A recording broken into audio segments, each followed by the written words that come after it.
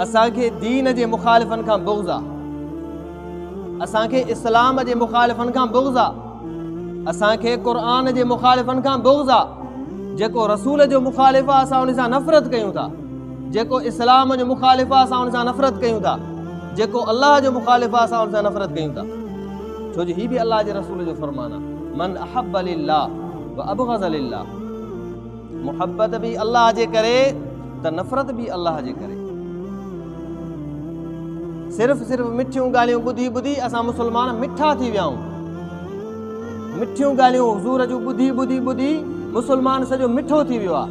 हालांकि मुस्लमान ॿ धारी तलवार आहे, हिकिड़ो तरफ़ मिठो आहे त ॿियो तरफ़ कोड़ो आहे। अगरि को दीन इस्लाम खे क़बूल करे थो त उहो असांखे भाउ खां वधीक प्यारो आहे। अगरि को हुज़ूर सल्लल्लाहु अलैहि वसल्लम सां मुहबत करे थो पंहिंजे बचन खां प्यारो आहे असांखे। अहिड़े तरीक़े सां जेको हुज़ूर जी मुखालिफ़त करे थो, जेको दीन इस्लाम जी मुखालिफ़त करे थो, पोइ भली पंहिंजो छो न हुजे, इहो पंहिंजो न आहे, इहो पराओ आहे, इहो पंहिंजो न आहे। रड़ियूं हुन साईं अॼुकल्ह फेसबुक ते ॾिसो, नेट ते ॾिसो, रड़ियूं लॻियूं पियूं आहिनि।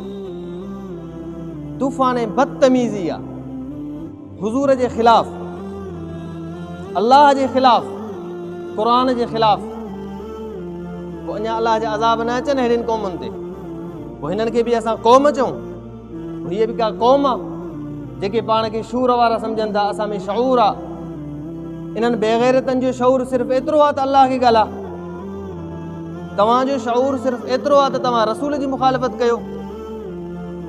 तव्हांजो शऊर सिर्फ़ु इते जाॻंदो आहे त क़ुर जी मुखालिफ़त कयूं।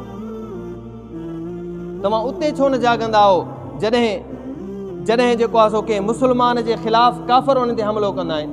उते तव्हां काॾे वेंदा आहियो? तव्हांजो शऊर किथे हूंदो आहे? हेतिरे अरसे खां गज़ा में, फ़लस्तीन में केतिरो ज़ुल्म पियो थो थिए, इते हिननि जो शऊर किथे हुयो? हिते इंसानियत जी ॻाल्हि था कनि त पोइ उहे इंसान न आहिनि छा? असां खां त भला इंसान आहिनि उहे फ़लस्तीन वारा, उन्हनि जी ॻाल्हि छो था कयो? ऐं रड़ियूं आहिनि फेसबुक ते, नेट ते आलिमनि जे ख़िलाफ़। मां तव्हांखे हिकिड़ी ॻाल्हि अर्ज़ु कयां, नाराज़ न थीजो, थींदव त बि मूंखे का बि परवाह कान्हे का। हे जेके आलिमनि जे ख़िलाफ़ लिखनि था न, हक़ीक़त में इन्हनि खे बुग़्ज़ अल्लाह जे रसूल सां आहे, हिन क़ुर सां आहे, आलिमनि सां कोन्हे को। असां ॾाढ़ी पटके वारनि सां हुनजी का बि नफ़रत कान्हे का। वजह ही आहे उहे क़ुर खे सिधो सो नथा ॻाल्हाए सघनि, हे रसूल खे सिधो सो हिते नथा ॻाल्हाए सघनि, हिते सिधो सो अल्लाह खे नथा ॻाल्हाए सघनि। पोइ छा कनि? उहा आड़ वठी करे ॾाढ़ी पटके वारे खे ॻाल्हाईंदा। हे असांजा मुस्लमान आहिनि, पाण खे मुस्लमान बि सम्झनि था ऐं चवनि था असां भला मुस्लमान आहियूं। ऐं पोइ वरी इहे तमन्ना बि रखंदा हूंदा मरण खां पोइ वरी हुज़ूर जी शफ़ाअत थींदी, असांखे अहिड़नि खे शफ़ाअत थींदी, असां जहिड़नि खे शफ़ाअत थींदी। जेके हुज़ूर जे तरीक़े ते न हलूं, अञा हुज़ूर जे ख़िलाफ़ ॻाल्हायूं, पोइ काॾो शफ़ाअत थींदी?